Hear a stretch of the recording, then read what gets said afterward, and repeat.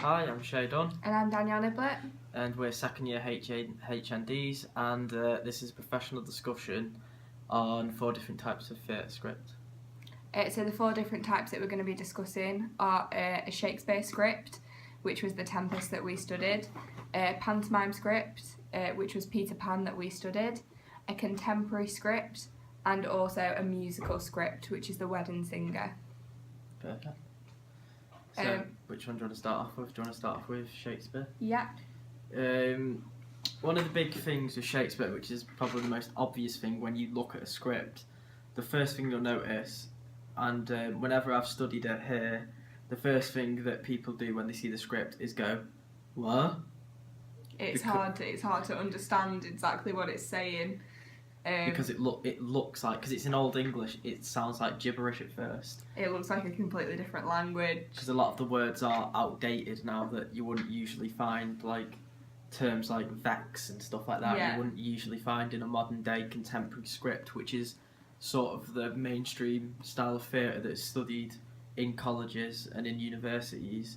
So and in high school. So when you've come from high school studying drama and performing arts, you're so used to the contemporary style that when you see Shakespeare, it can boggle your mind a bit at first.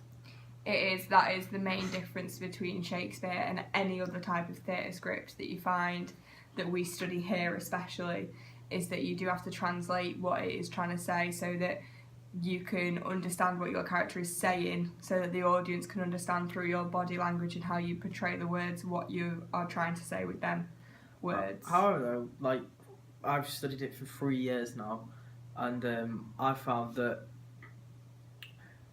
at first, even though I've read Shakespeare, I've read quite a few Shakespeare plays and stuff, at first it can be like, what's going on, da-da-da, but it's like after the first few chapters or the first few days of doing it, your brain starts to adjust to the Old English, to the point where it feels like you're reading a normal book, because you sort of get in a rhythm of it and understand the plot. When you understand the plot, the words just fit. Like your brain knows what's gonna. It's like your brain knows what's gonna come in the script before what the actual script says. The other main difference with Shakespeare script to any other script as well is that there's some of it is wrote in prose and some is wrote in verse, and there's also rhyme in verse. And when Shakespeare wrote his scripts, he used a lot of syllables, so making sure that all the certain lines that were wrote in verse had the same syllables, which we don't use in scripts today really. That's mainly poems that we use things like that. Because you have the beat, don't you? You sort of follow a beat. So with Shakespeare, that is another thing that makes it completely different to any other script that we have studied here, is the beats and the syllables and the counting and all the hidden agendas that he makes under. For example, if a character has a bit of prose or verse which is in a certain amount of syllables, when the syllables change, that shows the character's emotions. So if the syllables are going less, they're getting more het up. If they're going more, it shows what emotions the character is feeling. Another way to compare it with the whole, coming back to the beats, if you compare that to a musical with a song, if a singer misses a beat in a song, it takes it off the music falls out of timing, which messes it up. It's the same thing with Shakespeare in text, that if you don't follow that beat, you come out of line with what's meant to be happening, and the beat goes. Definitely, and it sends the whole feel of the play completely wrong, which is why with Shakespeare it's so important to learn every word for word, not just improv Shakespeare. Don't just learn the top line and bottom line and be like, now entertain a conjecture of time when Pete went to the stables and got a horse through the foulness of sea. It just doesn't work, do you know what I mean? You can pick up instantly what's wrong and what's right with Shakespeare. The second type of theatre script that we're going to be discussing is a pantomime script. Now, a panto script is, again, quite traditional, very similar to Shakespeare. It's not as old as Shakespeare. It's a very, very British thing, a pantomime. Yeah. It's very traditional to British society. It's one of those. Pantomime's got sort of the gift of, with Shakespeare and stuff, you don't really understand. You understand where you started learning about Shakespeare. You could place a time when you were like, I understand Shakespeare because of this, Or, oh, contemporary plays, I saw this and I sort of get that, and musicals, oh, I went to see my first musical. Whereas pantomime's got that brilliant gift of being such a British tradition that you can't remember the first time. You instantly know the first time you watch a pantomime what you're meant to do, what the audience, as an audience member, you're meant to do, what an actor you're meant to do. So there's sort of that great correlation between actors and audience of it's like they're working together in like a cohesion of we know what we need to do. Audience, this is your job, which is why and the audience pick up on it immediately, don't they? You know, it's as soon as a bad character comes on stage, you know to boo.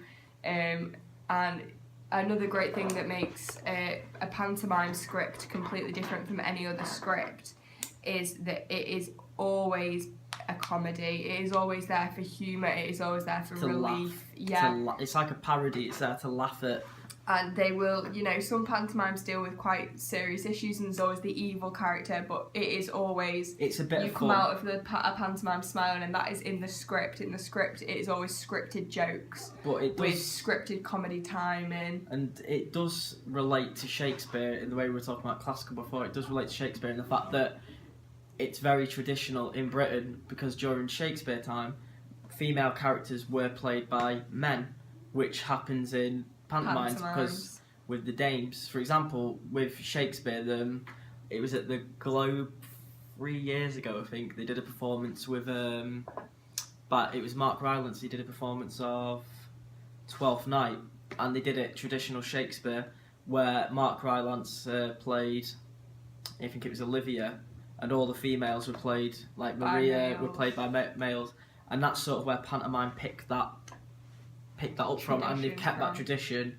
Obviously, they've adapted it to more humour, to be very humorous, whereas in Shakespeare times it was very serious, the fact that women couldn't go on stage and stuff, but it's sort of been adapted for a bit of comedy in pantomimes, and I think that's what makes pantomime so special, and why everyone, always, even if you don't appreciate the arts or theatre, you'll be like, do you want to go watch a pantomime? Oh yeah. It's a Christmas tradition. It resonates with like all British people that you have to see a pantomime. Yeah. Because it's brilliant. The next type of theatre script that we'll be discussing is a musical.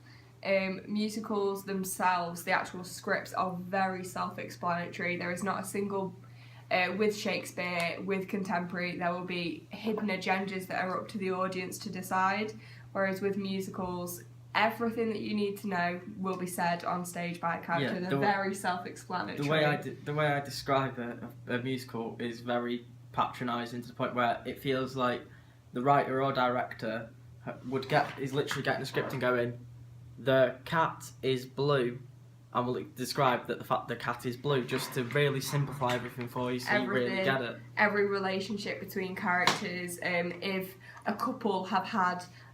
because for example we're doing Wedding Singer at the moment, and there is two characters in it that it is referred to that they've had a past relationship before the musical is set, and it is literally scripted where they're like, oh, do you remember when we used to date? That wasn't very good. So that the audience can completely understand it's a very, very simple but beautiful art form. However, just because it is written simply for an audience doesn't necessarily mean that it is simple to perform. Oh, definitely not. For me, it's one of the most complex things, because you have a responsibility to, because it's so simple, to understand every inch. You can't take any shortcuts, especially with a musical score. Sometimes you may not even be singing, but you have to work around a musical score with your timing.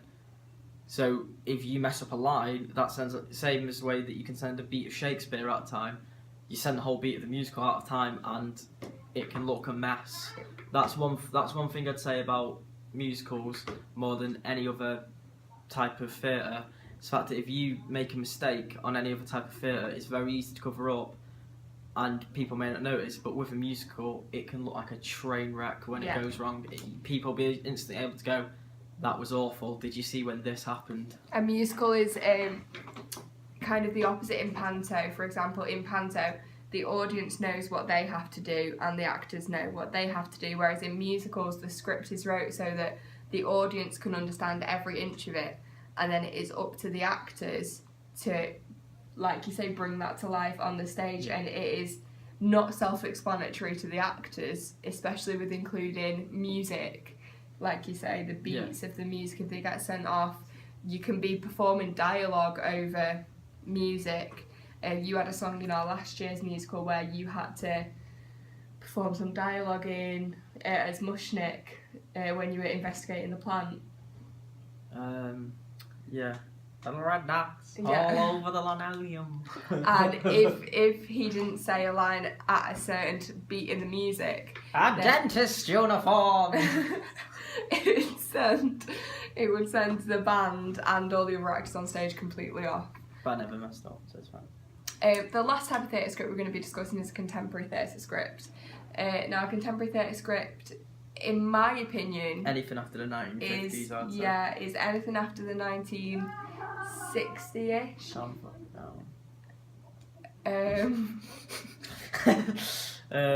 Yeah. A contemporary theatre script, there is lots of different forms. It's hard to say this is, like with a panto, this is how a panto script is scripted, but with contemporary there's lots of different kinds. For example, there is contemporary plays that are really self-explanatory, same as a musical, but there are also contemporary scripts where it is wrote in, for example, during directors this year, one of our year 2s did a play, and it was broken down so that he had 3 characters who were cross-cutting completely between and telling the same story, but there was 3 of them that were cutting in with each other's lines. Yeah. And that was scripted, and that was a very complex script for the actors to follow. But with contemporary scripts, I find that most of the time they relate to what's happening in the world very modern around day the time. Issues, yes. Like, for example, 1950s contemporary plays always seem to revolve around the war, and not necessarily fighting in the war, but like, for example, Goodnight Mr. Tom and that sort of thing. It's centered around, because that was such a huge event in the world that people wanted to see pieces of theatre about it, because even now we still want to see pieces of theatre around stuff like the war and stuff, because we weren't there. So it's just theatre's such a great way of getting a good insight into the world. The biggest difference between today's contemporary plays and Shakespeare's plays were that our plays today, some plays are very challenging to like political statuses. So for example, in Billy Elliot the musical, there is a song all about Margaret Thatcher and all the bad things she did for the working class. Christmas, Margaret Thatcher. And when in Shakespeare's time, everything that he wrote was to please the current king Monarchs. or queen.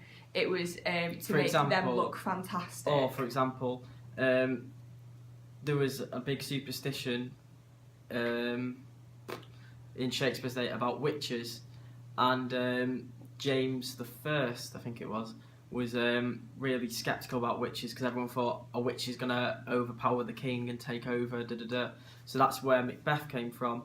So Shakespeare wrote a play based around this great powerful king defeating these evil witches, destroying these evil witches. So people would have been like, that reassures like political power.